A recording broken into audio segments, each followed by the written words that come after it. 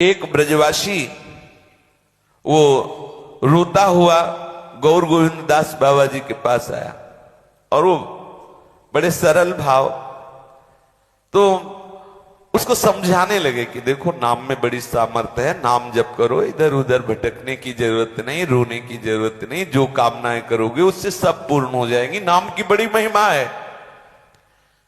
उसे सांत्वना देने के लिए बोलने लगे और जो उनके जीवन में नाम के चमत्कार हुए वो उन्हें बताने लगे। अब जे ही उसको काफी देर अपने अनुभव बताते रहे और जे ही वो गए ते ही अंदर से वो जो नाम की ध्वनि चल रही थी रुक गए। जो एक आनंद की वृत्ति जो नाम में एक रुचि वो रुक गई। ये बहुत ध्यान देने योग्य बात है। उपासक के हृदय में भजन साधन का कहीं ना कहीं किंचन मात्र जब अहम का पोषण होने लगता है तो एक उमगन आती है कि मैं अपनी साधना की बात 4 साधकों के बीच में, 4 लोगों के बीच में कहूं। ऐसी बात आए तो गड़बड़ है, वो अंदर की वृत्ति को बाधा पहुंचा देगी। इसलिए सावधान, गंभीर रहो, चुप रहो, शांत रहो। जब तक अधिकारी न देखो तब तक ना बोलो, बोलो तो हृदय की ग्रंथि खोलो। सामने वाला श्रद्धालु है, आर्थ है, अधिकारी, जब बोला तो उसके अज्ञान की ग्रंथि का नाश हो गया और वो भगवत मार्ग का उपासक बन गया। अब उस दिन से उनके हृदय का वो जो भजन, आनंद, दैन्य, वो सब ह्रास होने लगा। अंदर की सब वैष्णव वृत्तियां जो दिव्य थी वो अंतरित होने लगी। वो बहुत घबरा गए, बड़ी उनको चिंता हुई। उस समय पूछरी में राघव पंडित की गुफा में पंडित श्री रामकृष्ण दास बाबा जी भजन करते थे। अब ये उनके पास गए और बहुत चिंता व्यक्त की।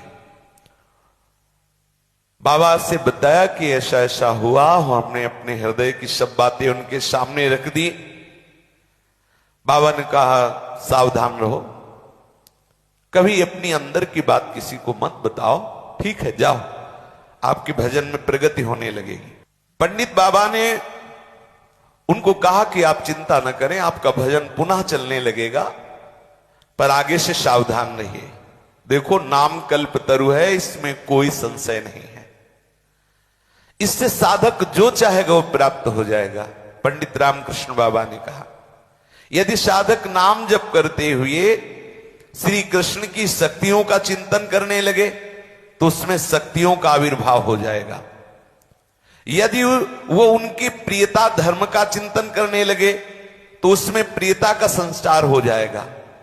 जिसके परिणाम में उसमें प्रियता का संचार होता है उसी परिणाम में वो अनेक लीला माधुर्य का आस्वादन करने लगता है। प्रियत्व के अनुभव के बिना केवल श्री कृष्ण की हृदय में स्फूर्ति से उनके माधुर्य का अनुभव नहीं होता। उससे सर्वज्ञता आदि लक्षणों का विकास हो जाएगा लेकिन प्रियता नहीं बढ़ेगी। अगर केवल श्री कृष्ण का नाम जप कर रहे और उनकी शक्ति का चिंतन कर रहे हैं, आप सर्वज्ञ हो सकते हैं, सिद्धियां आ सकती हैं, लेकिन आप लीला में प्रवेश नहीं पा सकते। लीला में प्रवेश उनकी प्रियता, और जो प्रियता का चिंतन करता है तो ये सब शक्तियां बाधित हो जाती है, पीछे हट जाती है, कोई भी सिद्धि उनमें जागृत नहीं होती। उनमें एक ही सिद्धि जागृत होती, प्रेम सिद्धि। इसीलिए अपने ब्रजमंडल में ऐसे आपको नहीं मिलेंगे कि वो छूछा करने वाले, सेव संतरा निकालने वाले या ऐसा वैसा कर, बड़े सीधे साधे सरल, क्योंकि प्रभु के प्रेम सिद्धि को प्राप्त ये महापुरुष अन्य सब सिद्धियों को त्याग चुके हैं।